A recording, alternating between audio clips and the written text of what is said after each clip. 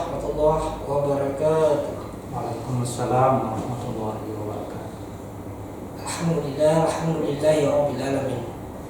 Wassalatu wassalamu ala habibina wa syafi'ina wa man tabi'ana ila yaumiddin. Puji syukur yang setinggi-tingginya kepada Allah Subhanahu wa taala. Salawat serta salam kepada Nabiullah Muhammad sallallahu alaihi wasallam.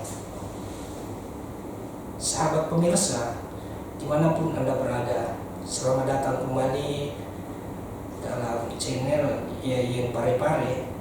Tepatnya sebuah kegiatan yang diinisiasi oleh Humas Yayan Parepare, yaitu kegiatan ada Topan Kita Cerobong Moderasi Beragama IAIN Parepare.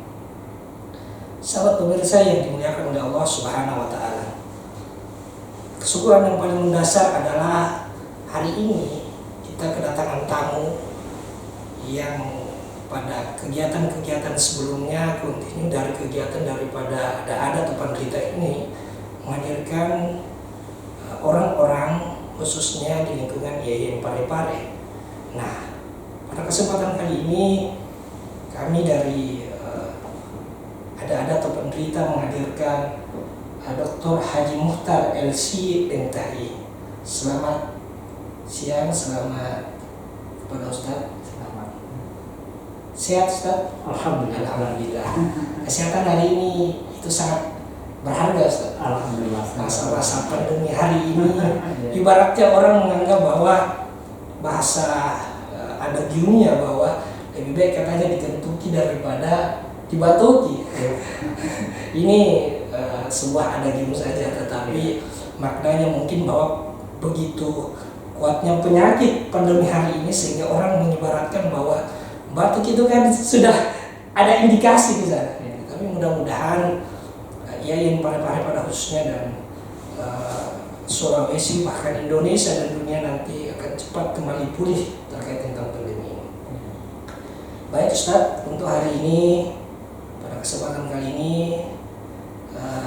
Ustaz akan membahas tentang telaah terhadap ayat-ayat Al-Quran dan hadis yang berhubungan dengan toleransi atau moderasi beragama.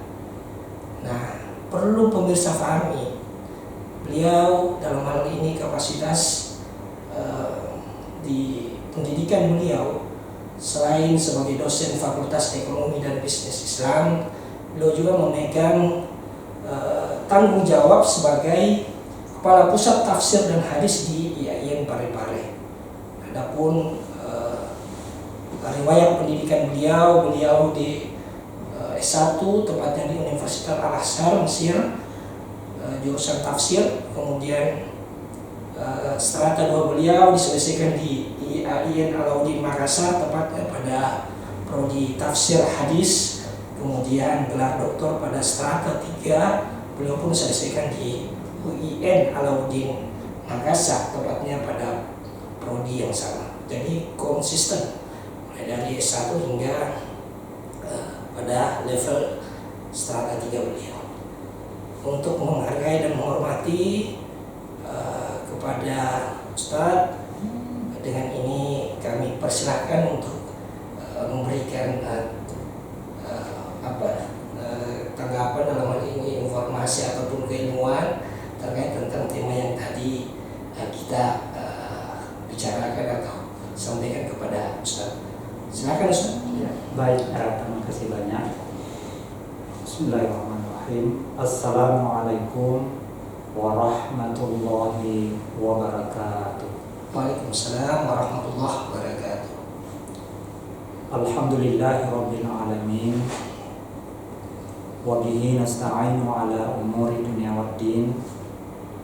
Wassalatu wassalamu ala asyrafil anbiya'i wal mursalin sayyidina wa maulana Muhammad sallallahu alaihi wasallam wa ala alihi wa sahbihi ajma'in. Baik, pada kesempatan yang mulia ini saya diberikan amanah untuk mengkaji, untuk membahas salah satu tema, yakni telaah ayat-ayat Al-Quran dan hadis yang terkait dengan moderasi beragama. kalau kita kembali melihat dalam Al-Quran, Allah Subhanahu wa Ta'ala sejak 14 abad yang lalu, Allah telah mengajarkan kepada kita moderasi beragama.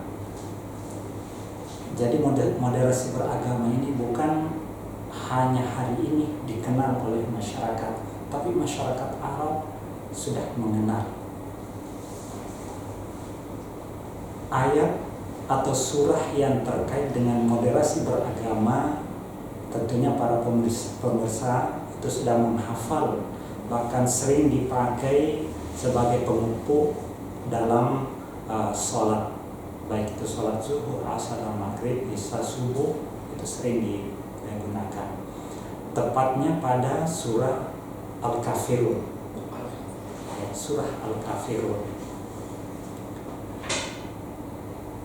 Allah Subhanahu wa Ta'ala dalam surah Al-Kafirun ini, Allah Subhanahu wa Ta'ala sudah mengenal sejak 14 abad yang lalu bahwa keberagaman beribadah, keberagaman agama itu suatu keniscayaan akan terjadi muka bumi ini. Yang pertama yang ingin saya sampaikan mengenai keberagaman beribadah. Nah, bagaimana Al-Quran menyikapi tentang keberagaman beribadah? Apakah Al-Quran menyalahkan? Apakah Al-Quran tidak toleran? Ternyata Al-Quran sangat moderasi beragama. Apa kata Al-Quran? La a'budu ma ta'budun. La a'budu ma ta'budun, saya tidak menyembah apa yang kamu sembah. Wala antum a'budun ma a'budu. Dan kalian juga tidak akan menyembah apa yang kami sembah. Berdasarkan ayat ini bisa kita simpulkan bahwa yang pertama, Islam ini sangat menjaga perasaan orang lain. Karena sekiranya misalnya agama Islam ini tidak menjaga perasaan penganut agama lain, tidak menjaga perasaan orang yang memiliki ibadah-ibadah selain agama Islam, pasti Islam ini mengatakan kamu berdosa karena tidak sesuai dengan ajaran yang tertuang di dalam Al-Quran. Tapi Al-Quran tidak demikian. Al-Quran mempersilakan, silakan melaksanakan ibadah Anda, dan tentunya jangan memaksakan agama Anda kepada kami. Ya, dan demikian pula sebaliknya, kami tetap melaksanakan agama yang kami percayai, kami melaksanakan ibadah yang kami diperintahkan oleh Allah kepada kami, dan tentunya kami tidak mau memaksakan kepada Anda. La a'budu ma ta'budun wa la antum a'buduna ma a'budu. Ya, bagi Anda punya la a'budu, saya tidak menyembah apa yang kalian sembah, dan kalian tidak akan menyembah apa yang kami juga sembah. Kami sembah. Jadi ini. Kemudian yang kedua, di dalam surah Al-Kafirun ini terkait dengan masalah agama. Ya, juga demikian. Islam tidak menyalahkan. Ya, Islam tidak menyalahkan, bahkan bisa kita katakan membebaskan. Lakum dinukum waliyadin. Ya. Untukmu agamamu, ya, dan untukku agamaku. Jadi ini saya pikir surah Al-Kafirun ini adalah syarat dengan moderasi beragama. Ya. Jadi salah kalau ada yang beranggapan bahwa Islam itu adalah agama teroris. Salah. Ya, salah. Agama keras itu tidak. Ya, tidak. Jadi Islam itu yang dibawa oleh Al-Quran, yang tertuang di dalam Al-Quran adalah agama yang syarat dengan moderasi beragama. Pemirsa yang dimuliakan oleh Allah Subhanahu wa Ta'ala, itu dari segi ibadah, moderasi beragama terkait dengan ibadah dan agama. Kemudian selanjutnya moderasi tentang terkait moderasi keberagamaan yang terkait dengan sosial, ya, yang terkait dengan sosial. Bagaimana cara Al-Quran menyampaikan, mengajarkan kepada kita agar supaya kita toleran, ya, karena kita tahu bahwa masyarakat kita, sosial kita tentunya juga beragam, ya, tentunya beragam. Cara Al-Quran mengajarkan kita agar supaya tetap kita menjalankan moderasi beragama. Allah Subhanahu wa Ta'ala dalam surah Al-Hujurat ayat 13 menyampaikan, A'udzubillahi minasyaitonirrajim, ya ayyuhan nas inna khalaqnakum min dzakarin wa untha wa ja'alnakum syu'uban wa qabaila lita'arafu. Di sini Allah yang saya garis bawahi adalah kata lita'arafu, agar supaya kalian saling kenal mengenal. Ya, saling kenal mengenal. Ya. Jadi Al-Quran tidak mengatakan agar supaya kamu saling ejek mengejek, kamu saling pukul memukul, tidak. Akan tapi Al-Quran mengajarkan kepada kita yang pertama agar supaya kita menjaga perasaan orang lain. Yang pertama harus kita saling kenal mengenal. Pemirsa yang dimuliakan, terlebih dahulu saya menerjemahkan ayat tadi, ya ayuhan nas, wahai sekalian manusia, inna khalaqnakum min dzakari wa untha, sesungguhnya kami telah menciptakan kalian perempuan laki-laki, ya, wa ja'alnakum syu'uban wa qabail, kami menjadikan kalian berbangsa-bangsa dan bersuku-suku. Tujuannya apa? Lita'arafu, agar supaya kalian saling kenal mengenal. Biasa terjadi kekerasan, biasa terjadi radikal karena orang tidak saling kenal mengenal, tidak saling mengenal adat, ya, tidak saling mengenal agama, tidak saling mengenal ini dan itu, ya, akhirnya ada agama, ada orang lain itu mengejek, kenapa begitu tradisinya, kenapa begitu adatnya. Iya. Akhirnya orang lain tersinggung. Betul. Iya, akhirnya tersinggung. Oleh karena itu, sebelum kita memasuki satu daerah, ya, terkhusus sebenarnya kalau di Indonesia, sebelum kita memasuki suatu daerah, katakanlah di Papua misalnya, ya harus kita memang membaca dan mengenal kondisi Papua. Jangan hanya orangnya kita kenal, warna kulitnya begini, enggak. Harus kita kenal, kita saling mengenal. Insya Allah kalau kita sudah saling mengenal antara satu, baik itu ada tradisi, kepercayaan dan lain-lain sebagainya, maka kita masuk di daerah itu akan kita menghargai orang lain. Orang jauh lebih menghargai kita. Iya, juga orang lain atau orang daerah itu akan menghargai kita karena kita hargai mereka. Iya.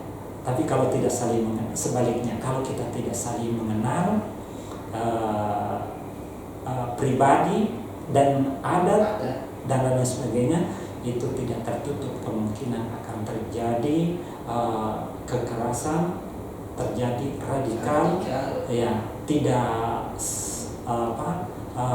perasaan tidak nyaman dan lain sebagainya karena tidak saling mengenal itu. Jadi itu Al-Quran menyampaikan seperti itu. Kemudian yang terakhir yang ingin saya sampaikan melalui hadis Nabi SAW, Kalau tadi mengenai ibadah dan agama itu Islam itu tidak mengajarkan kepada kita terlibat langsung, akan tetapi hanya menyerahkan, silakan lakukan apa yang kita lakukan dan kami lakukan apa yang kami mau lakukan. Akan tapi kalau sisi sosial ekonomi berbeda, itu terlibat langsung. Ya. Kita harus terjun langsung ke lapangannya. Iya. Katakanlah salah satu hadis Nabi SAW diriwayatkan oleh Aisyah, istri beliau, ishtara ta'aman min Yahudiyyin.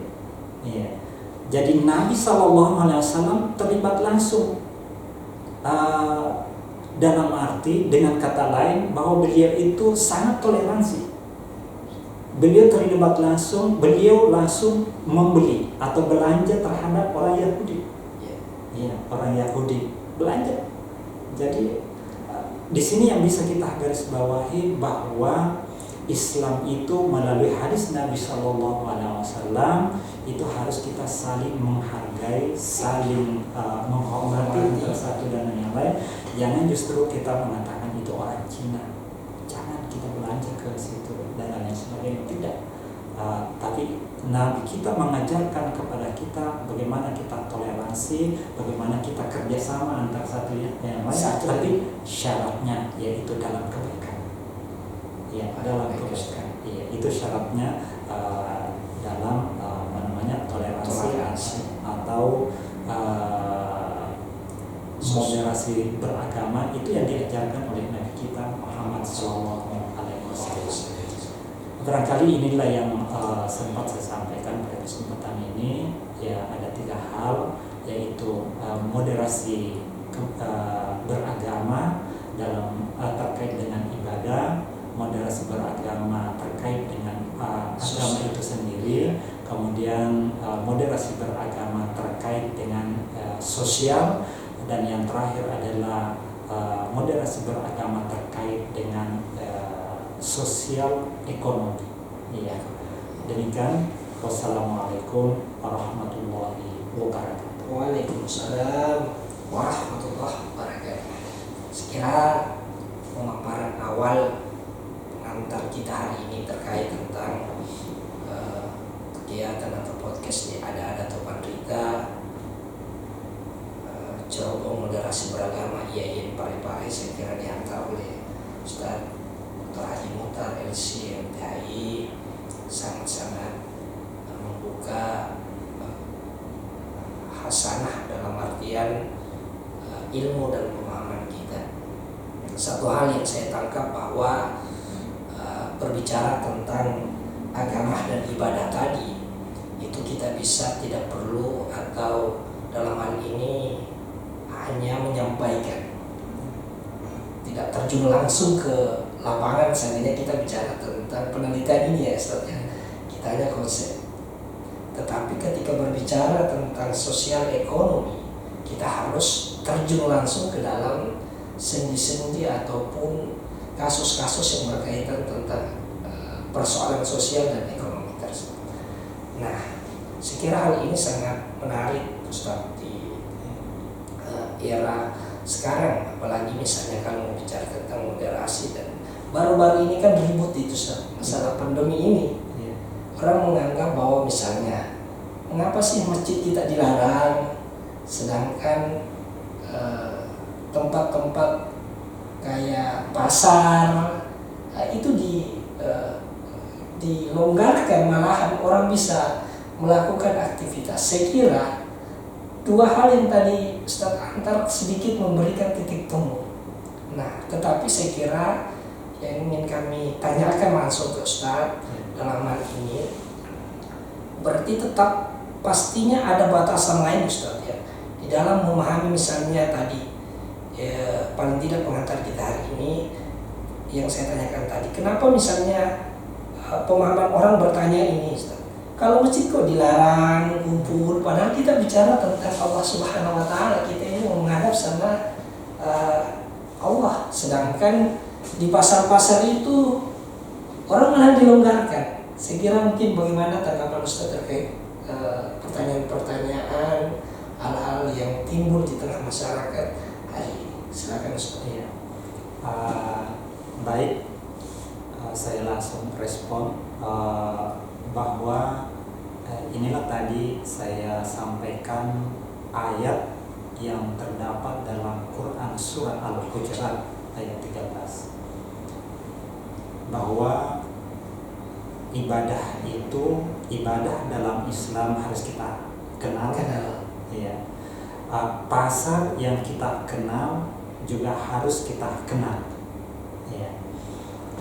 Ibadah dalam Islam sesungguhnya bukan hanya di masjid. Ya, bisa dilakukan di rumah. Ya, bisa dilakukan di rumah. Namun kalau kita ingin melaksanakannya di masjid, karena ini dalam keadaan darurat, ya dalam keadaan darurat, kalau misalnya pemerintah kita mengatakan jaga jarak, ya itu tidak ada salahnya, karena ya memang dalam Al-Quran juga dianjurkan kepada kita wa atiullaha wa rasul wa ulil amri minkum, ya, dan taatilah Allah dan Rasulnya dan pemerintah kamu. Ini Al-Quran yang menyampaikan. Ya. Nah, apa yang diputuskan oleh pemerintah dan dalam rangka memelihara moderasi keberagamaan kita itu perlu kita terapkan, ya perlu kita terapkan. Ya. Kalau misalnya kita tidak laksanakan di rumah, lebih aman di rumah. Ya, lebih aman di rumah. Ya. Sebaliknya kalau pasar yang dikenal oleh masyarakat kita, pasar itu adalah tersedianya satu tempat yang mana bisa menampung sekian banyak barang-barang yang dibutuhkan oleh masyarakat. Kemudian tentunya masyarakat akan berbondong-bondong ke sana. Ya, itu berkumpul dalam satu tempat. Nah, kalau misalnya ada sistem baru yang bisa kita laksanakan, bisa kita adakan terkait dengan pasar ini, saya pikir mungkin bisa juga bahwa jangan berkumpul di pasar, karena ada misalnya pasar-pasar yang disediakan di rumah untuk menjaga untuk menyelamatkan diri dari COVID. Akan tapi itu susah. Betul. Karena kenapa? Karena barang-barang itu ada dari Sidra, ada dari Majene, ada dari ini, harus terkumpul dalam satu tempat. Iya, dalam satu tempat. Berbeda kalau masjid tadi. Ya, berbeda kalau tadi masjid, ya masjid itu sangat banyak tersedia untuk kita tempati, dan kita diberikan pilihan bisa di masjid, bisa di rumah. Iya, bisa di rumah. Oleh karena itu dengan pertimbangan itu bisa dilaksanakan di rumah dan bisa dilaksanakan di masjid. Kalau kita mau laksanakan di masjid, ya patuhilah atiullah wa atiur rasul wa ulil amri minkum. Ya, demi menyelamatkan diri kita dari COVID-19 dan juga kita mematuhi pemerintah kita. Dan di sini kita diuji oleh Allah SWT, apakah mau patuh kepada saya dan juga mau patuh kepada Rasulnya, apakah juga mau patuh kepada pemerintahnya. Dan saya pikir ya kecuali kalau pemerintah kita menyuruh kita untuk menyembah berhala, ya mungkin itu itu yang harus kita tolak. Atau harus kita tidak ada toleransi. Tidak ada toleransi. Tidak ada toleransi. Tapi saya yakin pemerintah kita tentunya mengerti, tentunya lita'arafu. Mereka sudah memahami. Baik, saya kira jawaban yang sangat mampu kita terima, dalam artian kalau saya simpulkan bahwa kalau bicara tentang hak-hak dan tanggung jawab masjid tadi itu semuanya bisa dialihkan ke rumah. Sedangkan bicara tentang pasar tadi, prosesnya itu tidak bisa dialihkan ke rumah. Itu saya kira kesimpulan terkait tentang pertanyaan awal kita juga mengenai konsep daripada Al-Quran maupun hadis berbicara tentang moderasi beragama. Selanjutnya Ustaz, saya kira tanggapan pengantar Ustaz terkait tentang surat Quran surat Al-Kafirun, Quran surat Al-Hujurat ayat 13, bahkan ada surat Al-Baqarah juga menjelaskan bagaimana Umatan wasatan, itu bicara juga terkait tentang moderasi. Tetapi pada realitasnya Ustaz, kalau kita memahami di tengah-tengah masyarakat, tidak sedikit masyarakat kita juga terjebak pada kontekstual dalam arti Al-Quran. Taruhlah misalnya faham-faham ekstremisme, radikalisme, itu kan tidak sedikit juga mengambil konsep atau kutipan-kutipan Al-Quran. Taruhlah misalnya kalau kita flashback ke timbulnya ilmu kalam dalam artian misalnya timbul golongan-golongan di Islam, taruh Khawarij yang sangat bicara tentang bahwa di luar daripada Islam darahnya. Ini kan menyatakan juga mereka kutip di dalam Quran yang sifatnya sangat tekstual. Nah, pemahaman ini yang mungkin berangkat dari hal itu kami ingin bertanya Ustaz, bahwa bagaimana juga ketika ada ayat-ayat seperti itu tadi masuk dan menyerang, utamanya sekarang data di Indonesia khususnya Badan Nasional Penanggulangan Terorisme itu sudah menyatakan bahwa kedok atau strategi baru ekstremisme dan radikalisme ini masuk di tataran anak muda khususnya, itu sangat mudah untuk masuk. Nah, bagaimana strategi, bagaimana merespon hal-hal seperti itu? Silakan. Ya, baik, terima kasih banyak. Ini pertanyaan kedua. Ini memang sebenarnya yang patut kita pikirkan bersama saat sekarang ini, mengenai anak muda yang terlibat dalam dalam kekerasan ekstrim, bahkan secara langsung kita mengatakan terlibat dalam pengemungan dan lain sebagainya, karena faktor dari pemahamannya terhadap teks-teks Al-Quran dan hadis. Sebelum saya menjawab, karena ini saat sekarang ini memang kita sangat khawatir saat sekarang ini, karena generasi-generasi kita, anak-anak kita itu terbatas sekali menempuh pendidikan. Menempuh pendidikan. Kita melihat di sekitar kita anak-anak muda, meskipun ada kegiatan pembelajaran melalui Zoom, tapi toh anak-anak kita lihat berkeliaran. Nah, ini melalui corong ini perlu kita pikirkan bersama. Kekhawatirannya,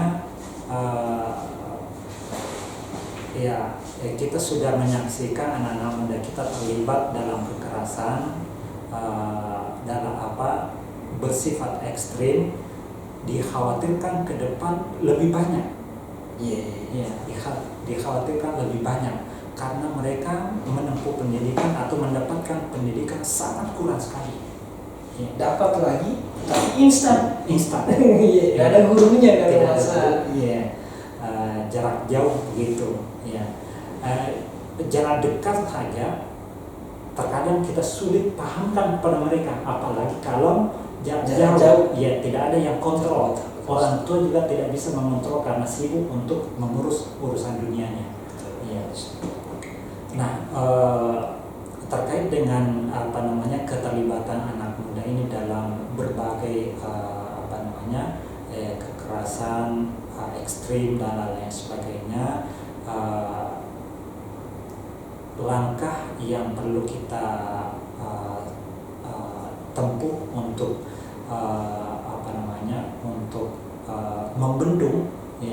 membendung anak-anak kita kita supaya mereka tidak terlibat seperti itu. Harus ini ada pendekatan persuasif, ya, pendekatan persuasif. Kita ajak mereka, ini yang perlu kita adakan adalah kegiatan sosial keagamaan, ya, kegiatan sosial keagamaan itu perlu kita adakan. Tapi syukurnya di Indonesia ini banyak pesantren-pesantren kendati dilarang, tetap saya lihat tetap melaksanakan pendidikan di pesantren itu, ya, sehingga teks-teks yang ada itu bisa kita pahamkan kepada mereka. Cuma yang membahayakan ini yang tidak masuk pesantren, ya, yang tidak masuk pesantren, ya, dan tidak tersentuh dengan kegiatan-kegiatan keagamaan, maka itu yang kita khawatirkan, dengan mudah mereka diajak, ya, oleh orang-orang yang tidak bertanggung jawab. Nah, inilah yang barangkali setiap kita ini atau semuanya kita ini perlu tetangga kita, ya, tetangga dekat kita, keluarga kita, perlu kita bersama-sama, ya, ini memberikan pemahaman kepada mereka. Kalau misalnya ada tanda-tanda bahwa pemahaman mereka akan meleset, akan salah dan lain sebagainya, itu segera kita sampaikan, ya, agar supaya tidak terlibat dalam ya, katakanlah teroris itu, ya, paham ekstrim radikal dan lain sebagainya. Ya, itu perlu kita ini. Jadi kesimpulannya bahwa itu perlu kita selalu mendampingi. Ya, jangan hanya kita mengatakan bahwa itu bukan anak saya atau bukan anak saya. Ya, akan kita secara kemanusiaan itu saat sekarang ini sangat penting. Ya, semuanya harus bahu-membahu, bantu-membantu. Ya, harus kita saling bahu-membahu, bantu-membantu agar supaya masyarakat kita itu mendapatkan pendidikan, ya, pendidikan khususnya pendidikan keagamaan itu. Dan ini sangat strategis, ya, sangat strategis, khususnya kita ini Ustaz, ya, melalui melalui podium, melalui mimbar, khususnya di hari Jumat, itu sangat penting kita menyampaikan melalui mimbar-mimbar tersebut. Dan juga kita himbau orang tuanya agar supaya mendukung, menyuruh anak-anaknya untuk datang sholat Jumat begitu. Jadi disitulah akan mendapatkan. Karena saya pikir selain masjid, selain mimbar itu, di mana mereka mendapat? Betul. Setelah murid itu strategis yang sangat tepat. Salah satunya. Iya. Baik, Ustaz. Baik, Ustaz. Terima kasih lagi terkait tentang pertanyaan kedua. Melanjut ini, Ustaz. Ini yang menarik, Ustaz. Sampai kan sempat terikut ini terkait moderasi beragama dan khutbah Jumat. Beberapa daerah malahan mengeluarkan, dan sempat isunya itu kan di Majelis Ulama Indonesia ada sertifikat khutbah. Karena untuk menjaga, katanya, yang khutbah ini takutnya juga dia tidak menyampaikan bagaimana menjaga keutuhan negeri ini, menjaga paham-paham radikal. Karena memang sih secara realitas kalau kita lihat, Ustaz, di beberapa media juga, kalau kita lihat itu ada beberapa penceramah yang sangat keras menyampaikan nahi mungkarnya, tetapi amar ma'rufnya ini yang lemah. Saya kira seperti itu mungkin, Ustaz, kalau tanggapan saya pribadi. Hal-hal seperti ini saya kira menurut tinjauan Al-Quran dan hadis sendiri untuk melihat sejauh apa sih kita harus melihat sosok Ustadz yang perlu menjadi teladan kita, khususnya anak muda dan di era realitas Indonesia hari ini. Silakan Ustaz. Ya, baik. Terima kasih banyak. Pertanyaan yang ketiga saya jawab bahwa kalau misalnya kita tidak mau mengeluarkan sertifikasi dai atau khatib, yang perlu kita gencarkan, yang perlu kita adakan, yaitu pelatihan dai. Ya, pelatihan dai, atau kita istilahkan workshop dai begitu, workshop khatib gitu. Di dalam workshop itu mungkin perlu kita sampaikan kepada mereka etika berdakwah, etika berkhutbah. Jangan justru naik ke mimbar malah dia yang menjadi provokator. Iya, betul. Itu saya pikir tidak ada yang bisa terima gitu. Kalau selama kita memiliki akal sehat tidak bisa menerima seperti itu. Justru kita sebagai dai ini, ya sebagai khatib ini perlu senantiasa kita menyampaikan ayat-ayat yang kalau kita prediksi bahwa itu akan disalahpahami oleh masyarakat pada umumnya, itu perlu kita sampaikan. Ya, seperti misalnya walan tardha ankal yahudu walan nasara hatta tattabi'ana, karena ada sebagian masyarakat yang memahami bahwa ayat ini adalah ayat provokator. Padahal kalau kita pahami secara mendalam, tidak. Justru ayat ini menyuruh kita, hati-hatilah menjaga agama Anda. Hati-hati. Hati-hati, jangan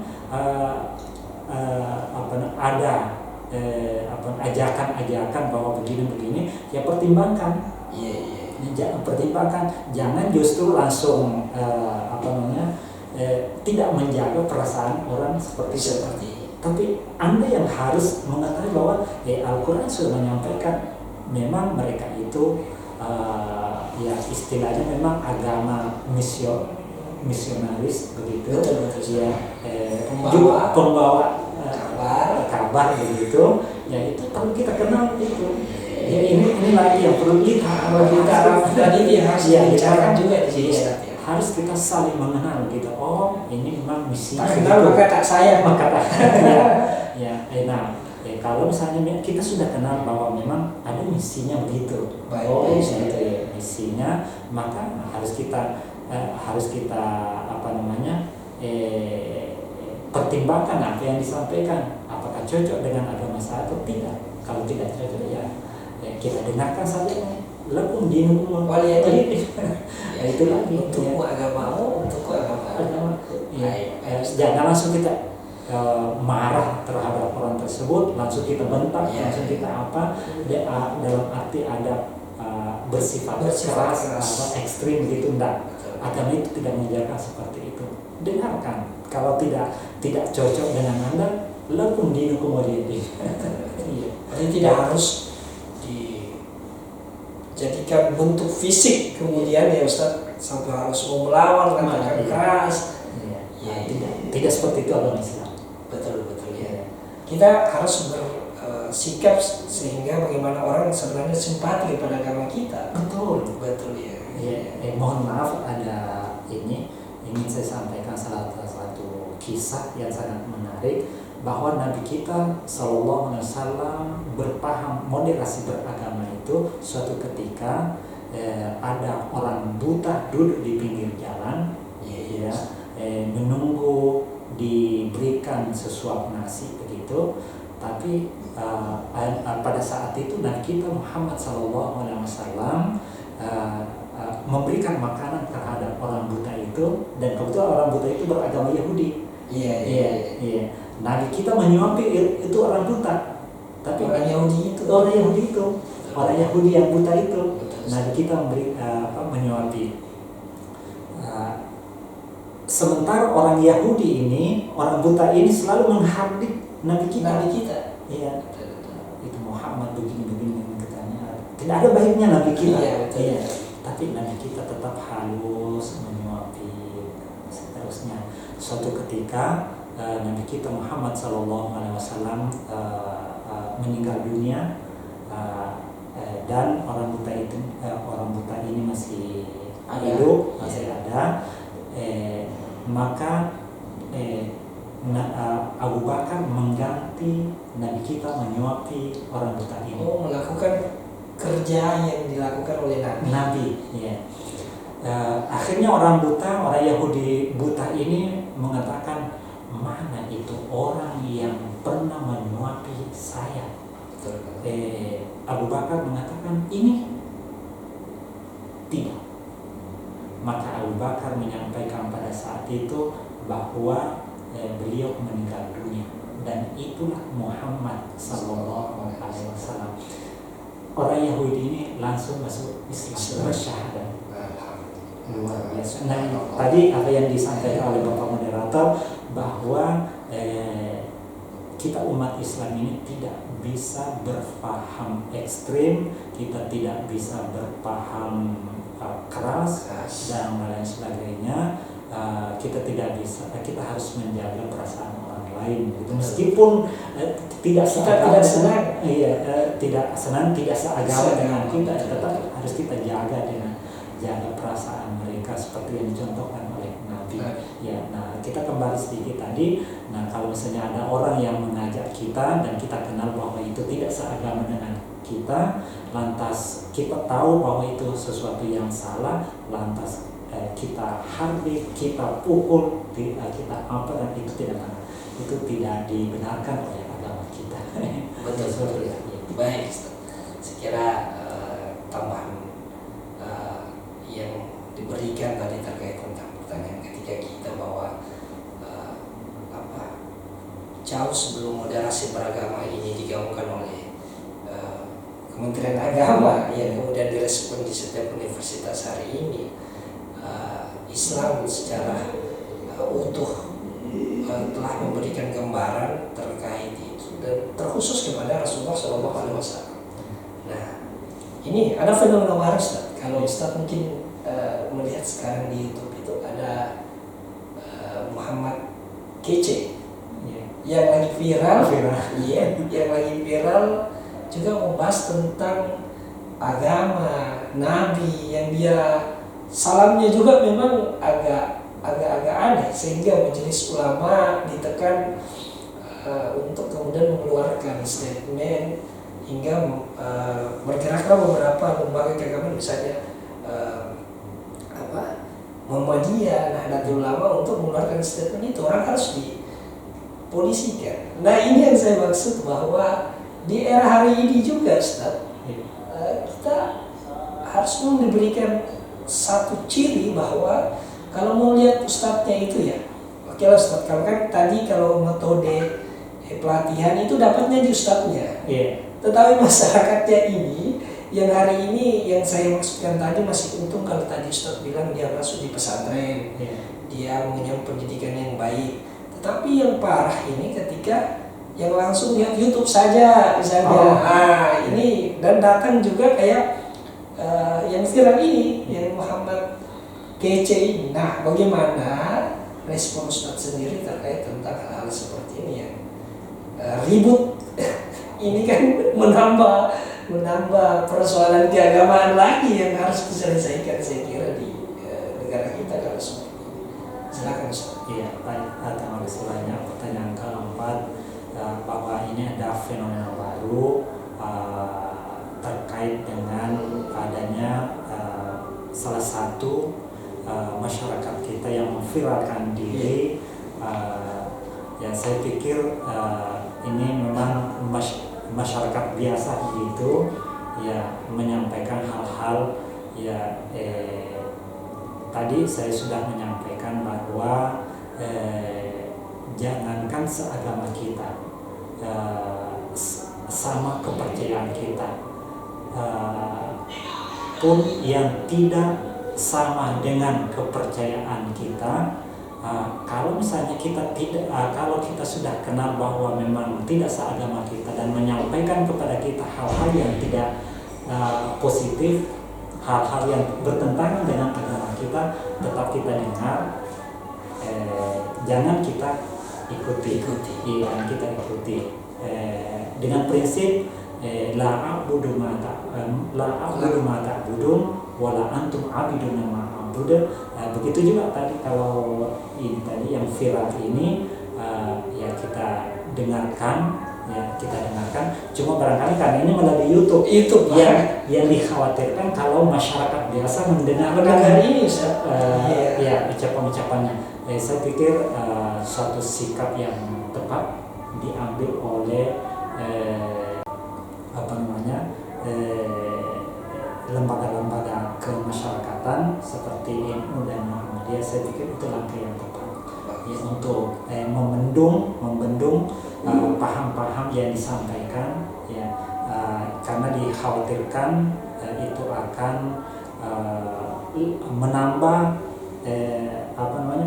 viral yang lain ya, menambah viral yang lain, sehingga memang sangat tepat saya pikir, bahkan sebenarnya MUI harus terlibat langsung. Baik Ustaz. Iya. Terima kasih Ustaz.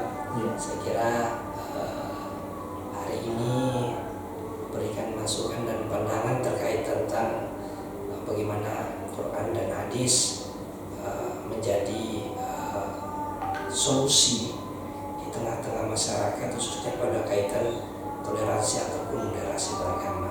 Jadi salah pemahaman kita bahwa kita pun jatuh kalau hanya menganggap bahwa terkadang kita hanya pada tekstual, yaitu Al-Quran dan hadis, tapi memang pemahaman kita terkait atau memahami Al-Quran dan hadis ini yang tidak benar, sehingga kita hanya mengutip ataupun memberikan pemahaman terkait Al-Quran dan hadis. Nah, saya kira untuk hari ini Ustaz, sekiranya kita masih sangat ingin berlama-lama dengan apa yang disampaikan Ustaz. Namun saya kira di ruang-ruang lain, meskipun tidak pada podcast ada teman berita ini, kita bisa bertemu dan berbicara, menanyakan hal-hal yang memang sifatnya tidak lepas daripada isu-isu bukan hanya pada wilayah agama bahkan, tetapi di hal-hal yang lain. Sebelum kita menutup pertemuan kita hari ini Ustaz, kami meminta statement terakhir Ustaz atau kesimpulannya, sekaligus kami meminta doanya Ustaz. Jadi satu hal yang menjadi berbeda di kegiatan podcast ada tempat berita ini Ustaz, bahwa setiap pemateri itu kita meminta di akhir kesimpulan juga beliau mendoakan. Saya kira ini jelas dalam pemahaman kita bahwa apapun yang kita lakukan, kita semua tidak bisa menentukan, kun fayakunnya itu ditentukan oleh Allah. Nah, makanya saya kira benar tadi yang dibahasakan Ustaz, bahwa kita ini hanya risalah penyampai, penentu itu kembali kepada Allah Subhanahu wa Ta'ala. Kan tetapi melalui ada tempat berita ini, sekali lagi ini adalah salah satu respon baik dalam respon moto di Pare sendiri Ustaz yang mengusung akulturasi budaya dan Islam, juga sebagai momentum untuk kemudian bagaimana perspektif sendiri Yayasan Pare memahami moderasi itu di tengah-tengah masyarakat. Saya kira punya juga strategi khusus. Nah, ini salah satu, meskipun ini baru dimulai, oleh karena itu kami mengharapkan doanya juga di dalam setelah statement terakhir. Silakan Ustaz. Ya, baik, terima kasih banyak. Ibarat jembatan, moderasi beragama ini merupakan satu jembatan. Kalau kita melewati jembatan itu dengan baik, insya Allah kita tidak terjatuh ke sungai dan kita tidak termakan oleh buaya. Demikian pula kalau kita menerapkan moderasi beragama ini dengan baik, insya Allah masyarakat kita insya Allah tidak termakan dengan situasi-situasi yang tidak diinginkan, insya Allah. Ya, kemudian selanjutnya bahwa ketika ada paham-paham yang disampaikan oleh orang lain kepada kita, itu perlu kita analisa kalau ternyata analisa kita mengatakan bahwa apa yang disampaikan oleh orang lain itu adalah sesuatu yang tidak benar, maka cukup kita mengatakan bahwa lakum dinukum waliyadin. Ya, paham bagi saya dan paham bagi kalian dan paham bagi saya, gitu. Ya, jadi kata agama di situ saya coba artikan yaitu paham, gitu. Ya, paham. Nah, jadi itu barangkali yang perlu dalam moderasi beragama ini. Saya mengatakan bahwa ini sangat penting, moderasi beragama ini itu bisa menyelamatkan kita dalam kehidupan beragama dan bermasyarakat. Baik, Iya, demikian. Ya, mari kita bersama-sama berdoa kepada Allah Subhanahu wa Ta'ala. Mudah-mudahan kegiatan kita pada sore hari ini mendapat berkah dari Allah Subhanahu wa Ta'ala. A'udzubillahi minasyaitonirrajim. Bismillahirrahmanirrahim. Alhamdulillahirabbil alamin. Hamdan yuwafi ni'amahu wa yukafi mazidah.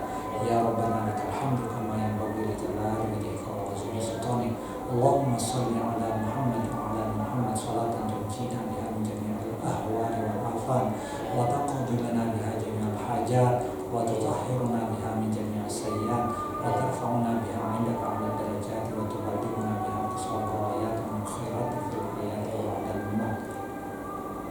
Allahumma 'allimna ma yanfa'una wa anfa'na bima 'allamtana warzuqna 'ilman nafi'a. Rabbana hab lana min azwajina wa dhurriyyatina qurrata a'yun waj'alna lil muttaqina imama. Allahumma inna nas'aluka salamatan fid din wa afiyatan fil jasad wa ziyadatan fil 'ilm wa barakatan fil rizq wa tawbatan qabla al-maut wa rahmatan 'inda al-maut wa maghfiratan ba'da al-maut. Allahumma ihfazna min bayni yadayna wa min khalfina wa 'an yaminina wa 'an shimalina min fawqina wa na'udzu bi'azamatika an nughtala min tahtina. Rabbana atina fid dunya hasanah wa fil akhirati hasanah wa qina adzabannar.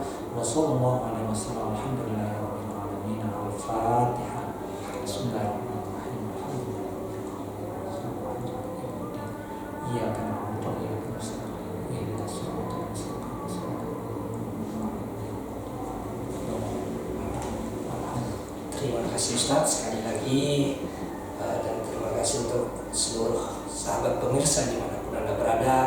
Dan berakhirnya doa tadi, maka berakhir juga seluruh rangkaian kegiatan kita hari ini terkait tentang tema yang dibawakan oleh Ustadz, dalam hal ini Dr. Haji Mukhtar LC MTHI. Mudah-mudahan apa yang disampaikan bernilai ibadah terkhusus pada kegiatan kami hari ini.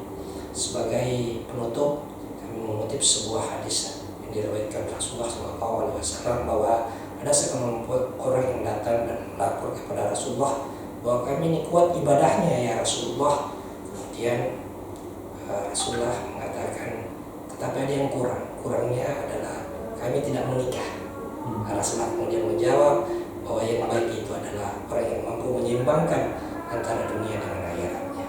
Sekira moderasi beragama dan yang diusung terkait tentang penyampaian yang disampaikan oleh Ustaz dalam hari ini sangat memberikan harapan baru buat kita ke depan untuk merawat ingatan kita. Akhirul kalam melebihi warakadana makiada bampena dari channel Yayan Parepare. Ada Tapan Rita coba moderasi beragama Yayan Parepare pamit undur diri. Allahumma fiqna khamitari. Assalamualaikum warahmatullahi wabarakatuh. Waalaikumsalam.